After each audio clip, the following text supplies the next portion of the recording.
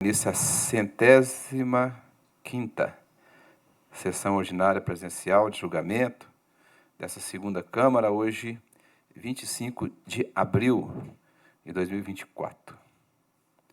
Nossa pauta de julgamento, inicialmente, pergunto se tem alguma indicação e alguma proposição por parte dos nossos desembargadores. Senhor presidente, eu tenho para a doutora Raquel Gomes de Souza Costa Dias, defensora pública geral, que está sendo reconduzida para o biênio 2024-2026. Vai tomar posse segunda-feira. Doutor Fernando?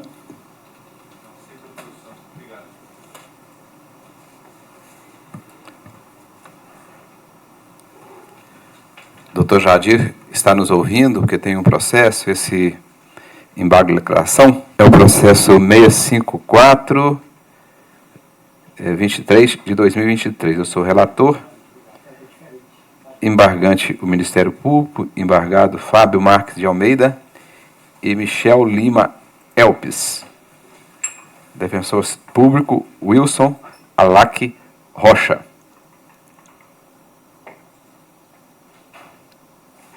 Como não tem sustentação oral, vou proclamar o resultado. O doutor Jadir está nos ouvindo? A segunda Câmara, doutor Jadir, como o senhor já votou também, por unanimidade, rejeitou os presentes embargos. Muito obrigado pela participação, doutor Jadir. Senhor presidente. Iniciando os processos colocados em mesa pelo relator, matéria criminal, habeas corpus 20005386-2024, referência ao processo REPROC 2000, que são 4 zeros, 92-80-2024, relator é o desembargador Sócrates, paciente impetrante Antônio José Viana Campos, advogado Berlinque Antônio Monteiro Cantelmo, coator apontado, juiz de direito da primeira auditoria. A sustentação oral será feita pelo doutor Berlinque, que já está aí em condições. Doutor Berlinque, boa tarde. Boa tarde, excelência. Boa tarde a todos. Então, passando a palavra para o senhor aí. Quantos minutos é? Pelo prazo regimental de 15 minutos, de até 15 minutos, para o senhor fazer a sustentação oral. Seja bem-vindo novamente. Perfeito, excelentíssimo senhor desembargador, coronel PM James Ferreira Santos, eminente presidente dessa colenda, segunda Câmara do Tribunal de Justiça Militar de Minas Gerais, meus respeitos, minha consideração. E, como sempre o faço, estendo os cumprimentos às suas excelências, eminentes desembargadores que compõem essa egrégia Câmara, preclara Procuradora de Justiça, doutora Elba Rondino, doutor Eli Alvarenga, doutora Mariana, Paulo, Marçal, todos que nos assistem pela transmissão ao vivo.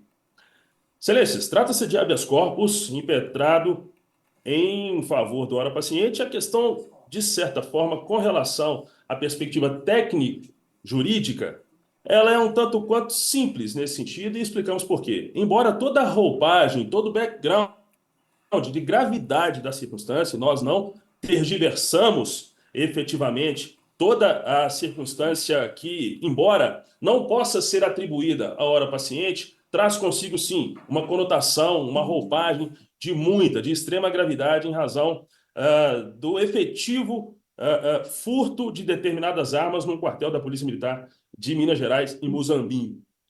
Mas, embora haja toda essa perspectiva, desembargador James, nesse momento em específico, na nossa concepção e ao sentir dessa impetração, o que de fato recai sobre o ora paciente é uma antecipação de perspectiva de culpabilidade, sob o modal, inclusive, de antecipação de aplicação de sanção. Isso porque, com todo respeito aos fundamentos que arrimam o decreto acautelatório preventivo, alguns dos seus requisitos não se encontram presentes de maneira objetiva. E digo isso porque não há, nem por parte de quem requisitou a prisão preventiva, na figura do Ministério Público, nem tampouco na douta e respeitável decisão, a indicação efetiva do risco de reiteração delitiva previsto na perspectiva doutrinária do periculum libertatis. Se há fumus commissi delicti nesse momento, minimamente qualquer perspectiva de indício, nós não podemos nos imiscuir em perspectiva de mérito para atribuir qualquer tipo de culpa, participação ou até mesmo autoria de qualquer que seja o crime ao ora paciente, em razão, desembargador James, de nós termos nos autos imagens retiradas de determinadas câmeras que ainda hão de ser submetidas a uma contraperícia ou a uma perícia, porque há a indicação e requisição de submissão a uma perícia técnica, mas ainda não foram submetidas. E, acima de tudo, nesse layout dessas imagens extraídas desse DVR, nós não temos lá a mínima fisionomia clara, não há lá um indicativo de face, desembargador Sócrates, para que possamos fazer uma análise e chegar à conclusão de que aquela pessoa que é acompanhada de uma outra pessoa que estava dentro do quartel, tratar-se ia, em algum momento, do ora paciente. Sem querer, obviamente, nos valer aqui da linha estreita do habeas corpus para tentar discutir mérito numa antecipação, desembargador James, é importante nós frisarmos que a prisão preventiva, como sendo medida de última ratio, medida extrema, não pode ser utilizada nesse sentido para, de certa forma, manutenir a hierarquia e disciplina, conforme a melhor exegese da linha E do artigo 255 do Código de Processo Penal Militar, para promover uma antecipação de pena. Isso porque sequer instrução criminal nós tivemos ainda e, acima de tudo, todas as provas que foram carreadas na atividade persecutória unilateral sob o modal de APF e inquérito policial militar ainda precisam efetivamente perpassar pelo crivo do contraditório da ampla defesa. E nesse sentido que, se para a defesa não podemos nos imiscuir num juízo de mérito, com todo respeito, permissa vênia, lá do outro, a jurisdição e o Ministério Público também não podem se valer de uma antecipação interpretativa no juízo de prelibação para atribuir uma culpa antecipada à hora paciente sob o viés de mantê-lo preso preventivamente. E é nesse sentido que nós sustentamos que a prisão preventiva deve ser revogada e, de certa forma, desembargador James, se havia de ficar preso, a respectiva prisão já cumpriu a sua finalidade. Por quê? As investigações terminaram. Denúncia ofertada e já recebida. Amanhã nós temos uma audiência de instrução para a inquirição das testemunhas de acusação. Garantia da ordem pública, há muito tempo já se esvaiu, porque ninguém mais lembra desse fato lá em Muzambinho e região e, acima de tudo, embora toda a gravidade, não há um indicativo objetivo, conforme demanda a doutrina e a própria jurisprudência, de que, nesse momento, a ordem pública permanece vilipendiada. O segundo aspecto, garantia da instrução criminal. Chover no molhado para suas excelências, que conhecem muito melhor do que nós a rotina da caserna. O militar pode ser submetido a medidas cautelares diversas da prisão, sobretudo a alocação em atividade administrativa ou a suspensão da função pública com respectivo monitoramento por meio da tornozeleira eletrônica. E, nesse sentido, seria de melhor alvitre que permanecesse em liberdade. Obviamente, nós indicamos, nesse sentido, esse tipo de medida cautelar diversa da prisão, para que, de fato, não venha a sofrer o constrangimento legal de permanecer preso por toda a instrução e, ao final, em alguma hipótese, se ver absolvido.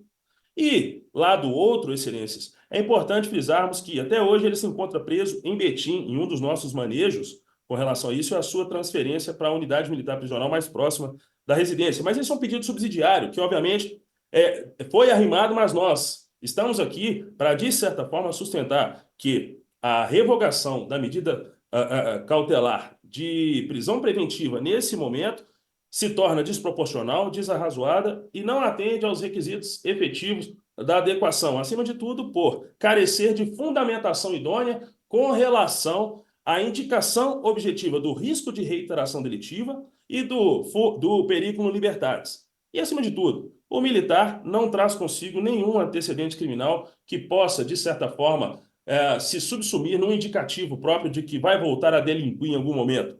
E se em algum momento tentar, o que não é o caso, o fazer, a administração militar, por meio de medidas cautelares diversas da prisão, deterá a condição apropriada para, de certa forma, fazer valer o que, de fato, prevê a legislação com relação à implementação desse tipo de modal alternativo ao acautelamento que ora recai sobre o paciente.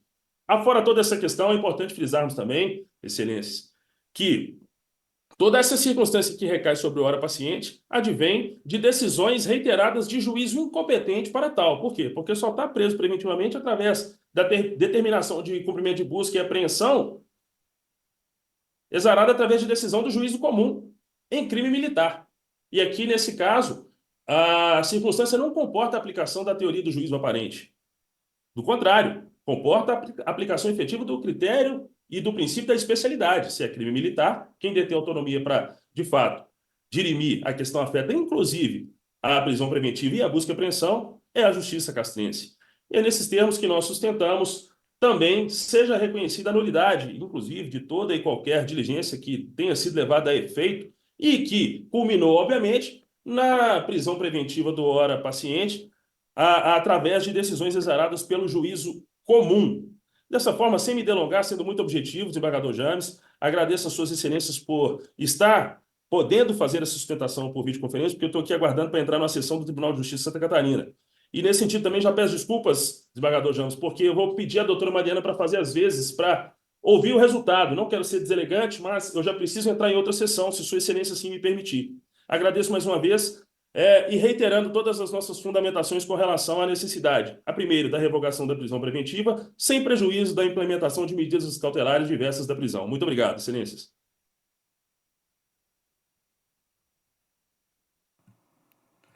Obrigado, senhor, pela excelente manifestação, como sempre. E tranquilo, a doutora Mariana está aqui presencialmente. Passa a palavra para o desembargador Socos. Senhor presidente, doutor Fernando, doutora Elba, todos presentes no recinto, meu boa tarde. Trata-se de habeas corpus com pedido liminar, com finalidade de revogar a prisão preventiva decretada em desfavor do paciente, terceiro sargento PM Antônio José Viana Campos. Extrai-se do documento que compõe o presente feito que o paciente foi denunciado pela prática dos crimes de furto qualificado, interrupção de meio de comunicação, peculato furto e posse irregular de munição de uso restrito.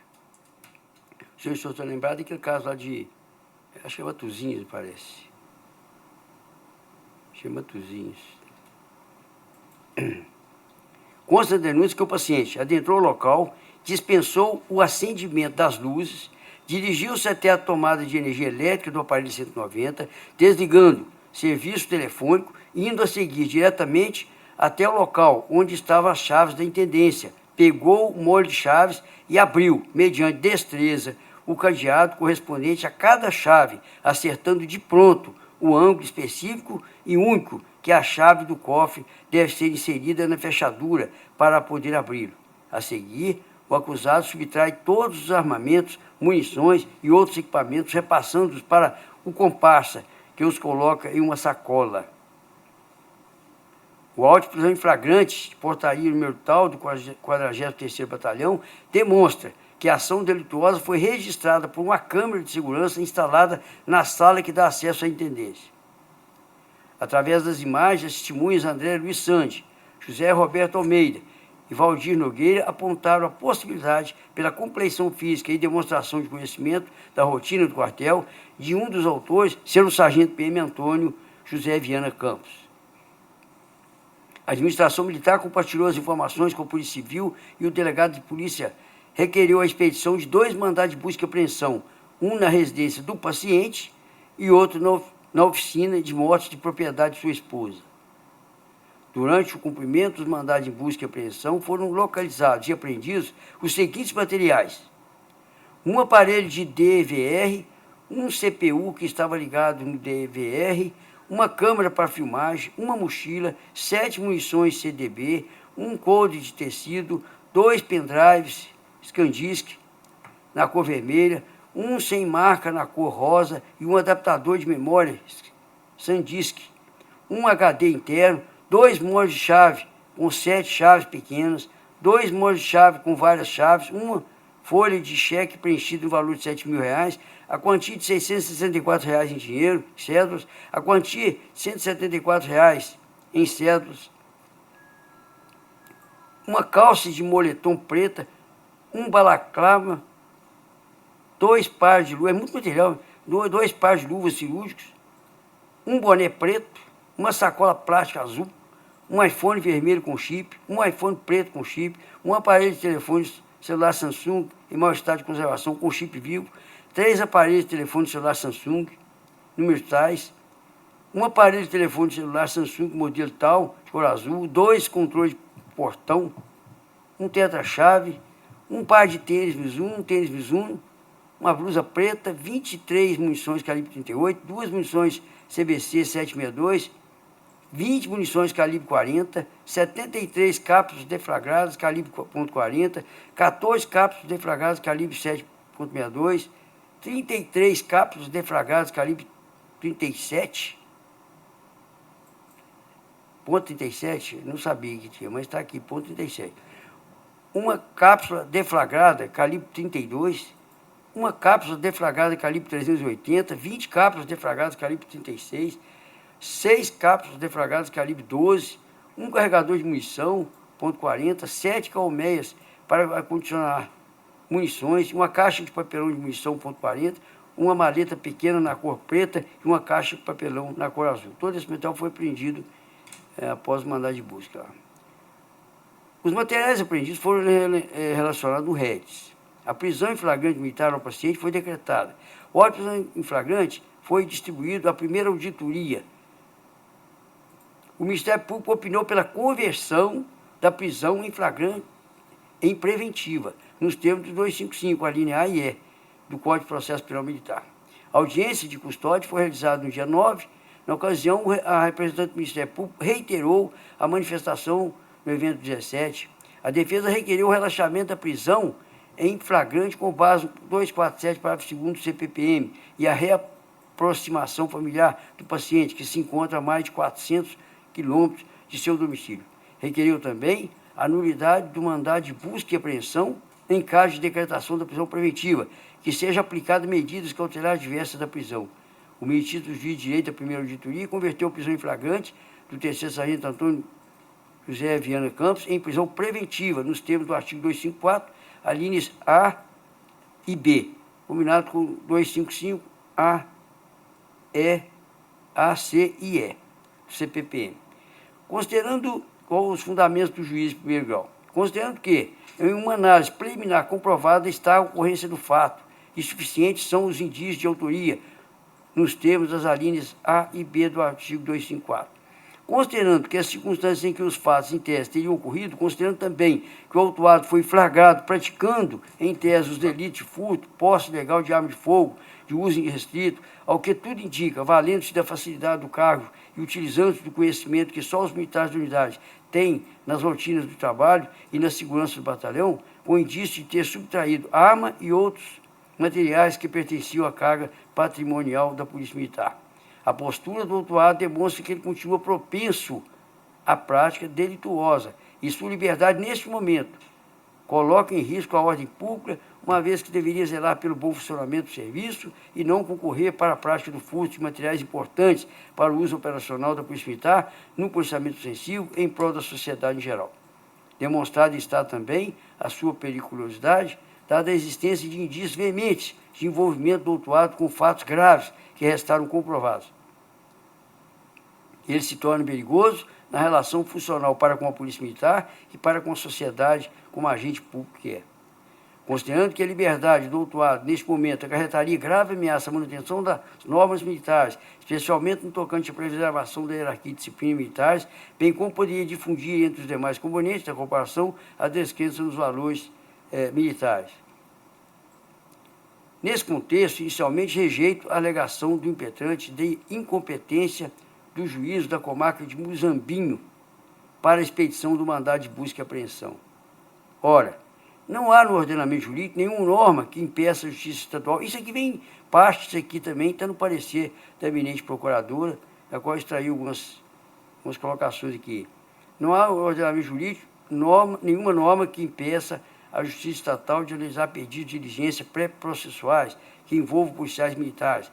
Ademais, cabe ressaltar que a diligência foi requerida na fase investigatória, onde a competência da Justiça Militar ainda não havia sido estabelecida. Outros sim, temos que o juiz de primeiro grau convalidou os vícios que, porventura, antecederam a decisão constante no evento 19, não existindo nenhuma ilegalidade passível de ser sanada em sede de habeas corpus. Quanto ao mandado de busca e apreensão, percebo que a decisão que deferiu a sua realização observou o previsto no artigo 178 do Código de Processo Penal Militar, que estabelece que a diligência indicará, o mais precisamente possível, a casa em que será realizada e o nome de seu morador ou proprietário, mencionando também o motivo e os fins da medida assecuratória. Em relação ao pedido de desentranhamento das provas obtidas pela quebra de sigilo de dados, entendo que o requerimento não ganha nenhuma relação com as hipóteses de cabimento de habeas corpus, artigo 466 do CPPM, tampouco com as de revogação de prisão preventiva, artigo 259 do Código de Processo Penal Militar. No que concerne a audiência de custódia, verifico que o ato foi realizado em consonância com as disposições estabelecidas no artigo 310 do Código de Processo Penal, não existindo na ata acostada no evento qualquer indício de irregularidades passível de análise em sede de habeas corpus. Por fim, quanto à ausência de requisitos para a decretação da prisão preventiva, entendo que também não merece prosperar a alegação, haja vista que a decisão prolatada pelo juiz de direito da primeira auditoria foi fundamentada com base em elementos e circunstâncias do caso concreto. Nesse sentido, a jurisprudência, impõe-se a manutenção da prisão preventiva quando devidamente fundamentada em pressupostos legais descritos no artigo 254. Relator Arthur Vidigal, do STM, ministro.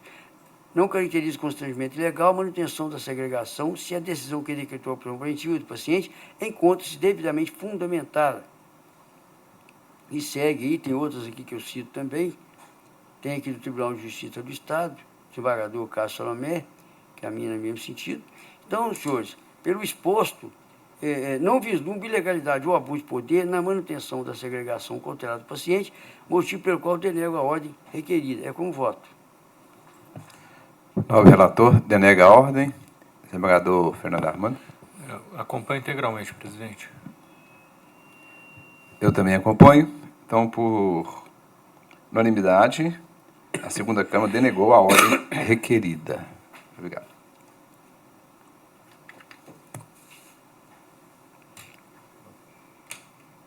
Processos em pauta de julgamento, matéria criminal. O processo é PROC 200421 de 2023. Desembargador Sócrates, que é o relator, eu sou o revisor. O apelante é Geraldo Magela da Silva.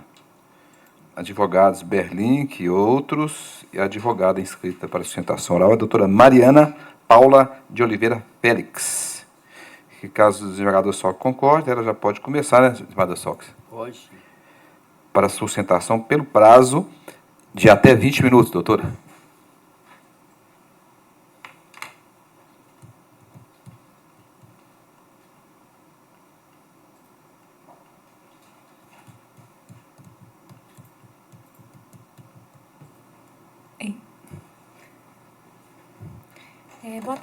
Boa tarde a todos. Eu gostaria de cumprimentar o desembargador presidente, James, que me recebeu muito bem hoje, obrigada.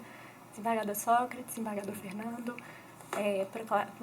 procurador de justiça, serventuário de justiça, não tem nenhum colega.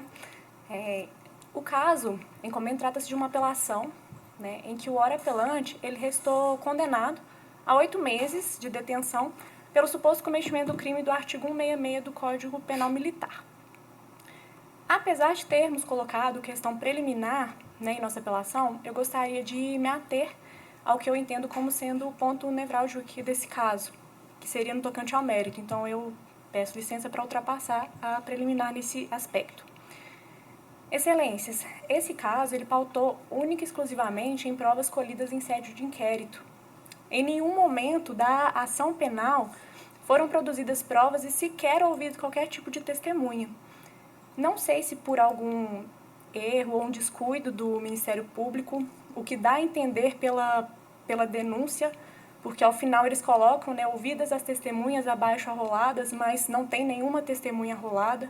Não sei se por um descuido isso não vem ao caso, mas nada foi produzido em sede de ação penal. Tá? A defesa também não arrolou testemunhas e o único ato que ocorreu foi o interrogatório do acusado, que ele fez uso do direito ao silêncio, o direito constitucional, que com base no artigo 308 do Código Penal Militar não pode ser usado, né, para a sua condenação. Dessa forma, o Ministério Público, as provas do inquérito, elas devem embasar ou não o oferecimento da denúncia.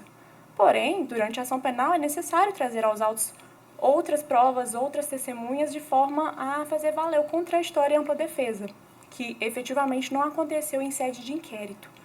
Inclusive, percebemos que foi somente com base no inquérito, extraindo dados da própria sentença, né, em que o douto juiz menciona prints e menciona o interrogatório do acusado, até mesmo em sede de julgamento, alegando que ele teria confessado, o que de fato não aconteceu. Ou seja, nada foi usado com base efetivamente em uma ação penal. A defesa não teve, né, o contraditório e a ampla defesa efetivamente neste caso. Então, excelências, com base no artigo 297 do Código Penal Militar, do Código de Processo Penal Militar, em consonância também com o 155 do Código de Processo Penal, a condenação não deve pautar exclusivamente em sede de provas produzidas no inquérito, que foi o caso dos autos. Dessa forma, temos que fazer valer, né, pensar, refletir sobre as convicções, o que temos como certo ou errado, elas devem se sobrepor a princípios constitucionais, como aqui no caso, o princípio da legalidade, o princípio do contraditório e da ampla defesa e o princípio da própria presunção de inocência. E quando assim fazemos, a gente corre o risco, né, da própria arbitrariedade. Então, nesse sentido, a defesa requer a absolvição do apelante, nos termos do artigo 439, a linha A do Código de Processo Penal Militar, pela completa inexistência de provas produzidas em juízo. Caso os senhores entendam pela possibilidade dessas provas serem usadas para embasar uma condenação, gostaria também de trazer aspectos do próprio tipo penal e da inexistência também de violação ao mesmo. Trata-se de uma suposta postagem no Instagram do apelante, em que ele teria tecido críticas às câmeras que os policiais militares passaram a utilizar. Porém, nada foi direcionado ao comando ou ao próprio governo como algo negativo, né? Na verdade, o que temos foi um alerta à própria população sobre a forma como os policiais estão sendo vistos, né? Infelizmente, como muitas vezes uns criminosos que precisam ser fiscalizados do que aqueles que efetivamente prestam um serviço digno e justo à sociedade. Então, nesse caso, tem-se a ausência do dolo para configurar o tipo penal do artigo 166 do Código Penal Militar. E, além disso, em sede de interrogatório no inquérito, o apelante, inclusive, disse que outras pessoas administravam a rede social dele e que ele poderia ceder esses nomes para serem ouvidos, de forma a comprovar que não foi ele que fez a postagem. E, mais uma vez, o Ministério Público não aderiu a essa informação para poder chamar essas pessoas, e por isso a defesa requer, né, subsidiariamente, a absolvição com base no artigo 439, a linha E, seja pela ausência de comprovação efetiva da autoria ou pela ausência do elemento subjetivo do dolo. E por fim, excelências, para não tomar mais tempo dos senhores, apenas subsidiariamente, caso os senhores entendam pela condenação do apelante, a defesa requer que seja fixada a pena base no mínimo legal, pelo que será exposto a seguir. Toda a fundamentação para a condenação e a exacerbação da pena não apresentou uma fundamentação idônea, porque se ateve a princípios que são próprios do tipo penal. Inicialmente, tratou-se da intensidade do dolo ou grau de conduta, porque o apelante teria decidido voluntariamente por fazer a publicação. Ora, o tipo penal do artigo 166 não admite culpa. Então, necessariamente, ao se entender pela condenação nesse artigo, entende-se que ele está agindo dolosamente, o que não é argumento, fundamento para agravar a pena nesse sentido. Além disso, entenderam pela gravidade, né, que teria sido contra atos das autoridades máximas da Polícia Militar e do Estado. Novamente, próprio do tipo penal. São superiores dele e são atos de governo. Então, se enquadra novamente no próprio tipo penal. Em relação ao meio empregado, utilizaram que seria publicação em rede social. Novamente, próprio tipo penal, precisa ser público. E, por fim, o meio de execução. Trouxeram que teve um discurso enviesado e tendencioso. Quando realizamos uma crítica, excelências, automaticamente nós estamos emitindo nosso juízo de valor e estamos sendo, sim, parciais. Ao se entender pelo cometimento desse artigo, que diz sobre criticar, automaticamente já tem esse juízo de valor, o que enquadra novamente no próprio tipo penal ter esse tipo de discurso. E, por fim, na segunda fase, entenderam pelo aumento da pena porque teria se dado por um motivo torpe ou motivo fútil. Porém, não foi fundamentado qual dos dois motivos. Nós sabemos que eles são diferentes. Então, a defesa sequer consegue entender qual dos dois foi utilizado para poder aumentar a pena, mas uma fundamentação inidônea ou incompleta nesse sentido. Então, por tudo que foi exposto, a defesa requer, inicialmente, a absolvição com base no artigo 439, a linha A, pela inexistência de provas produzidas em juízo, subsidiariamente pela linha E, pela inexistência de comprovação de autoria ou pelo dolo da conduta, e, por fim, a redução da pena base no mínimo legal, eis que inexistente qualquer causa de aumento ou de exacerbação da pena. Boa tarde, muito obrigada.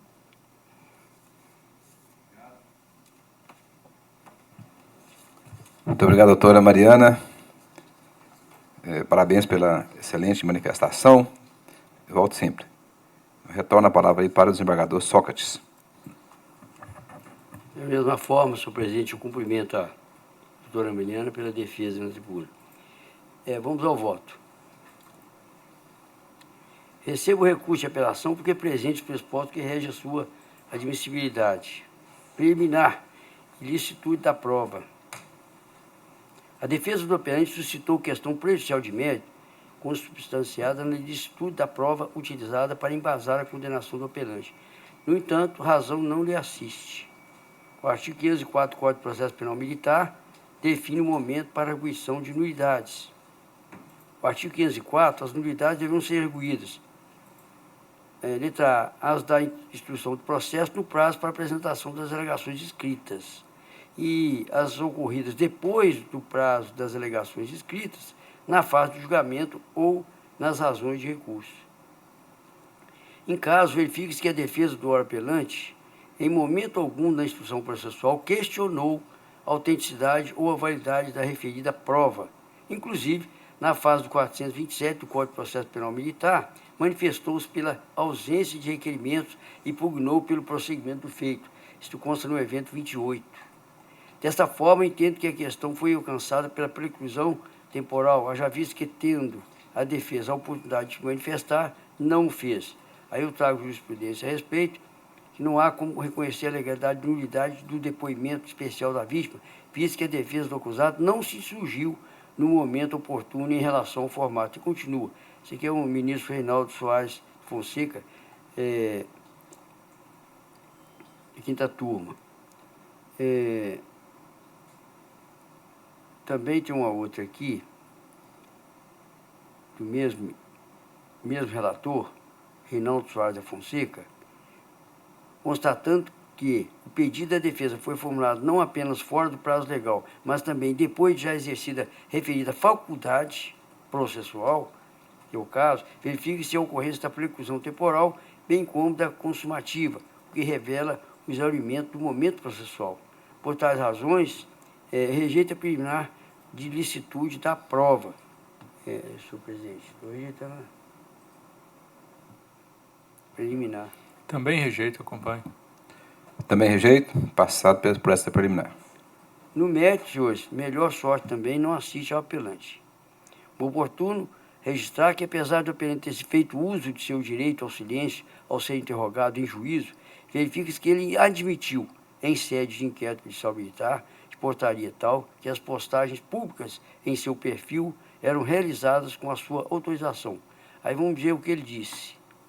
Que a postagem que ensejou a instalação do presente PM foi feita no seu Instagram, na época em que ele era candidato a deputado federal, que sua conta no Instagram era administrada por aproximadamente 10 pessoas em virtude da candidatura, que tanto postagens em vídeo quanto textos e imagens eram postados de acordo com cada momento da campanha eleitoral, que a conta do Instagram, @Cabo Magela, pertence a ele, que as pessoas que administravam sua conta no Instagram o faziam com a sua autorização e todas tinham a senha de acesso, que foi repassada por ele próprio às outras pessoas que administravam a conta com a sua autorização, que ele tinha coordenação sobre as pessoas e o material que era divulgado nessa conta da rede social, que passou a utilizar a sua conta no Instagram para fins de campanha eleitoral, que no caso dessa postagem, em momento nenhum,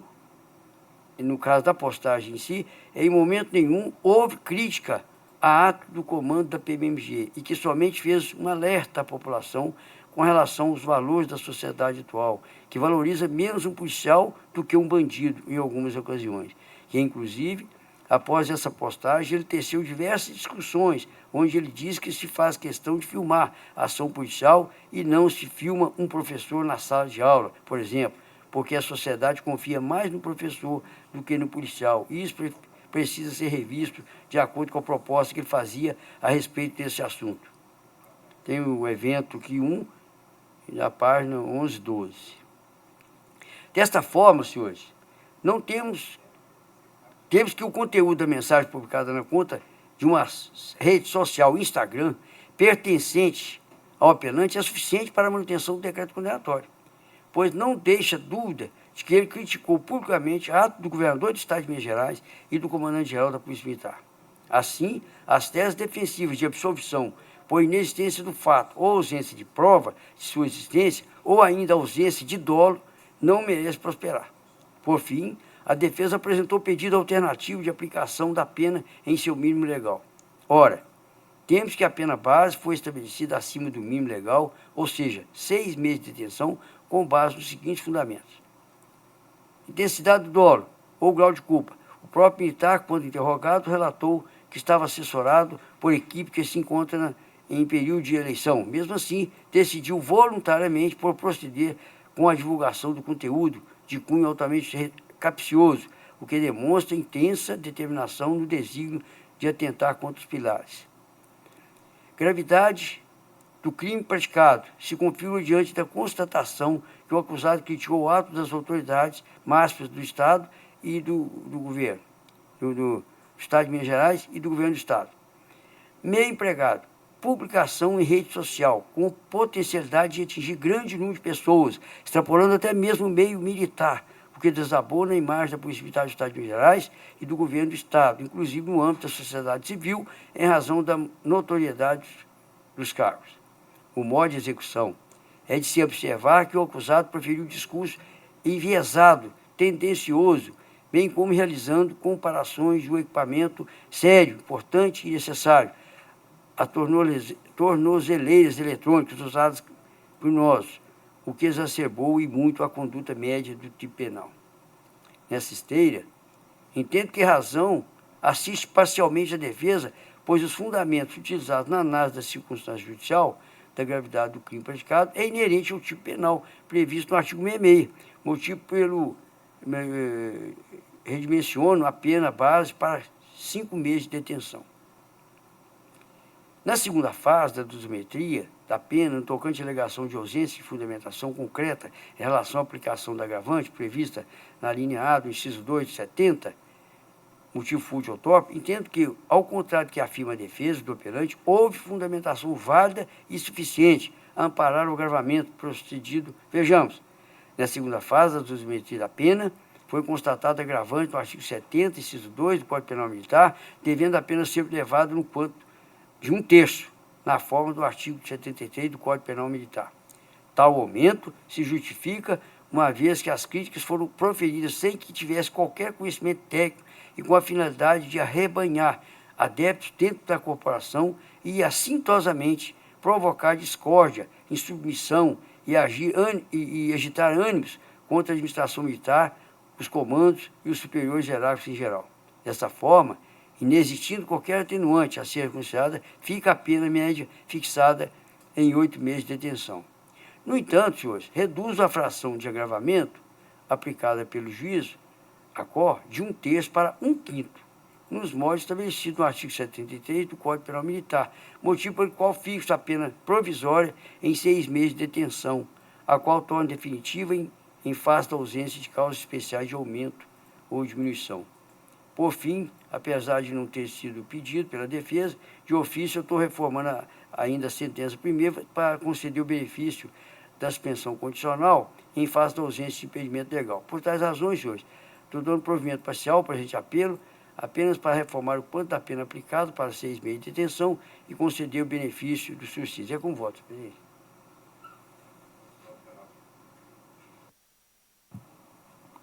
Nosso novo relator deu provimento parcial para reformar o quanto da pena para 6 meses de detenção e com suspensão condicional da pena. Eu acompanho integralmente, sou revisor. Com voto o desembargador Fernando Armando. Senhor presidente, cumprimento a doutora Mariana pela sustentação oral e também o relator, cujas razões de voto eu também acompanho integralmente. Então, proclamando o resultado final, segunda Câmara, por unanimidade, rejeitou a preliminar de ilicitude da prova, suscitada pela defesa, e por unanimidade deu provimento à pendência de recurso, apenas para reformar o quantum da pena para 6 meses de detenção, concedendo o benefício do sursiso ao apelante, a suspensão condicional da pena, encerrado este processo. Muito obrigado, doutora Mariana. Volte sempre. Parabéns pela manifestação.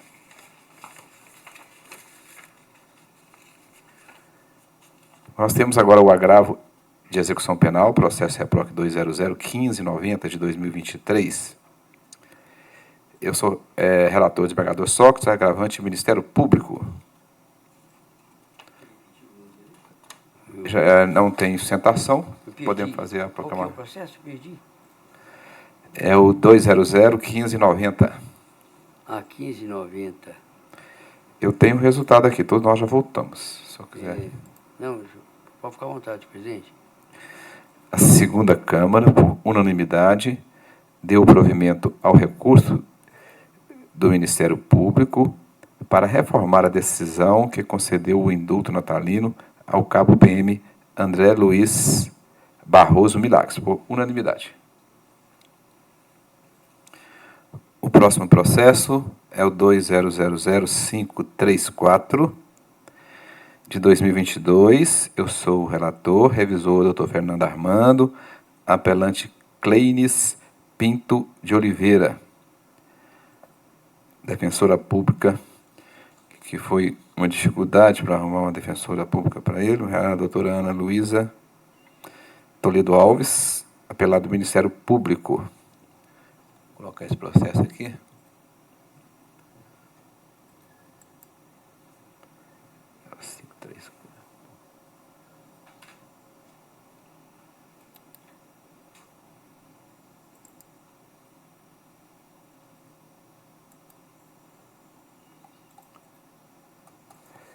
Nesse processo, que é um dos 13 que correm aqui contra os cabo Cleines, que se encontra acautelado, ele, nesse caso desses autos, ele imputou falsamente ao coronel Oswaldo, à época, chefe do gabinete militar do governador, a acusação de envolvimento com o desvio de 5 milhões de reais do CONCEP de Uberlândia, um fato que já tinha sido apurado e tinha inocentado o coronel.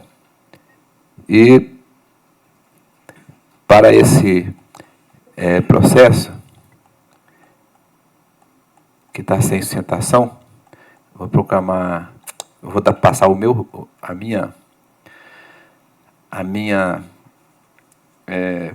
meu posicionamento, meu voto, né? Eu encerro, né? Já falei o motivo.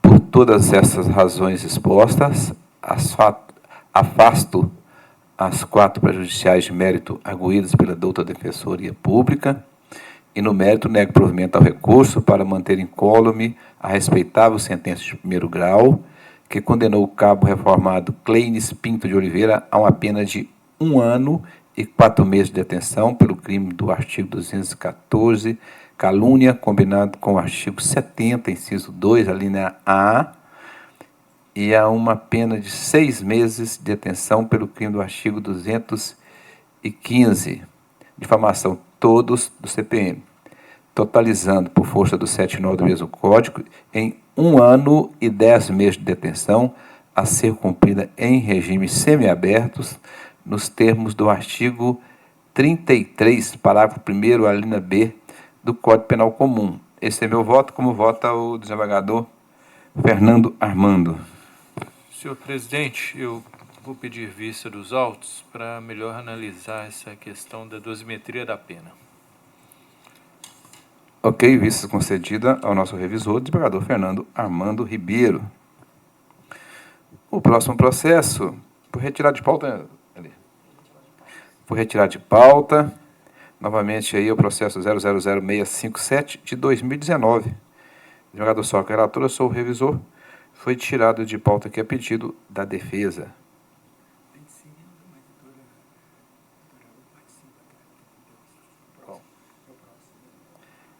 O 138?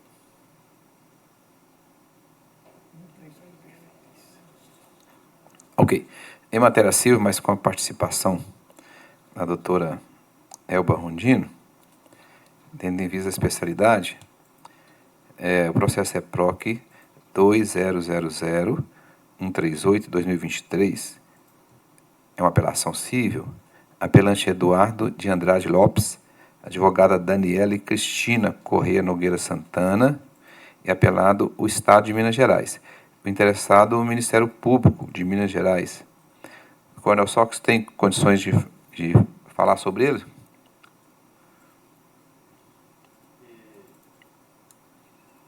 Comentar, resumir? É o 2000-138.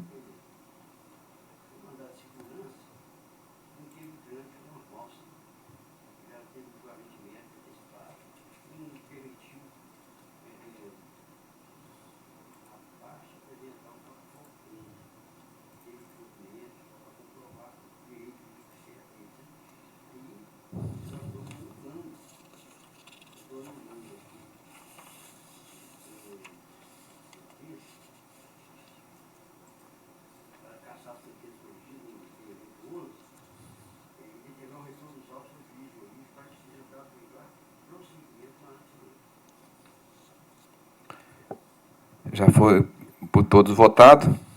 Alguma observação, doutora? Nenhuma observação, então tá. A decisão foi a segunda Câmara unanimidade, provimento ao recurso de apelação, para cassar a sentença colegida do 11, evento 11, determinar o retorno dos autos ao juiz de origem para que seja dado o regular prosseguimento do mandado de segurança. Muito obrigado, doutora Elba. Só fica à vontade. Peço licença para me retirar. Boa tarde. Boa tarde. Muito bom ter a senhora aqui com a gente. É o processo de apelação civil, número 20004056, 2023, eu sou relator, apelante Fabrício Rodrigues de Souza, advogado Tiago Felipe Vasconcelos Fernandes e Pena, apelado Estado, procuradores do Estado Alessandra, Nádia e Max Galdino. A decisão final, já votada por todos, a segunda Câmara, por unanimidade, afastou a prejudicial de mérito arguída pela defesa e, no mérito, também por unanimidade, negou o provimento para manter na íntegra a sentença de primeiro grau. Finalmente, o último processo da pauta de hoje, processo é PROC 2000-116 de 2022, eu sou relator, apelante Eric Lucas Cardoso Salgueiro, advogado Jorge Vieira da Rocha, apelado Estado, procuradores Alessandra, Nádia e Max. Esse aí também foi retirado de pauta e será incluído no dia 9 de maio. Tem condições de ler a ata?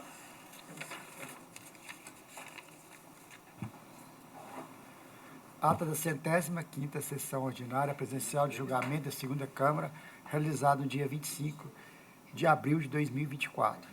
Presidente, excelentíssimo senhor desembargador James Ferreira Santos, presidente, excelentíssimo senhores desembargadores Sócrates de Edgar dos Anjos e Fernando Armando Ribeiro, procurador de Justiça, excelentíssima senhora doutora Elba Rondino. Pauta trabalhos, proposição, voto de congratulações e felicitações, proposto pelo excelentíssimo senhor desembargador Sócrates de Edgar dos Anjos, foi aprovado. Voto de congratulações e felicitações. Com a excelentíssima senhora doutora Raquel Gomes de Souza Costa Dias, pela sua recondução ao cargo de Defensora Pública Geral do Estado de Minas Gerais para o biênio 2024-2026. Processo colocado em mesa pelo relator, matéria criminal, embargo de declaração, processo EPROC, número 2654, dígito 23, decisão segunda Câmara, por unanimidade, rejeitou os presentes embargos de declaração. Participou do julgamento o desembargador Jadir Silva, presidente. Habeas corpus, processo EPROC, número 20.053, dígito 86. Decisão segunda Câmara, por unanimidade, denegou a ordem requerida. Fez tentação oral, advogado Berlinque Antônio Monteiro Cantel. Processo em pauta, apelação, processo EPROC, número 2.421, dígito 26, decisão.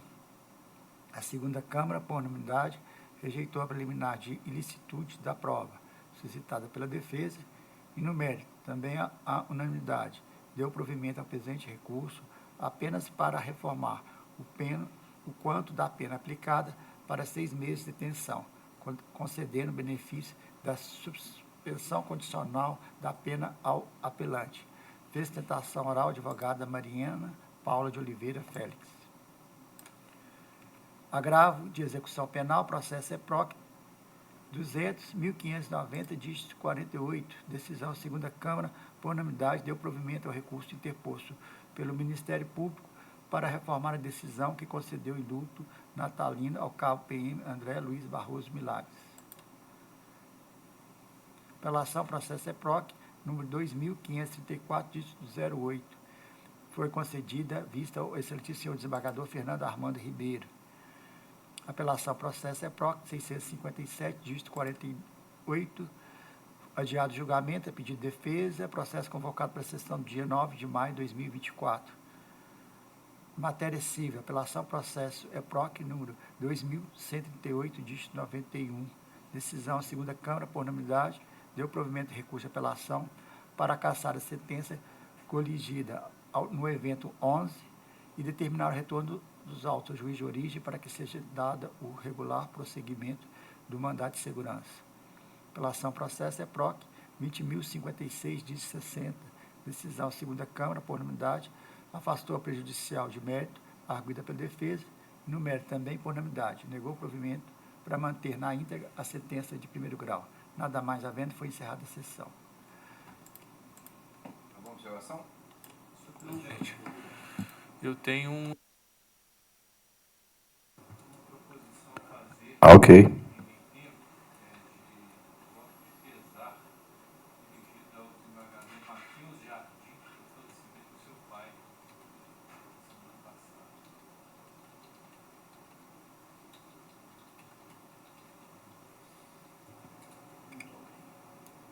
O pai dele, inclusive, foi também, ele foi juiz do trabalho, juiz do TRT.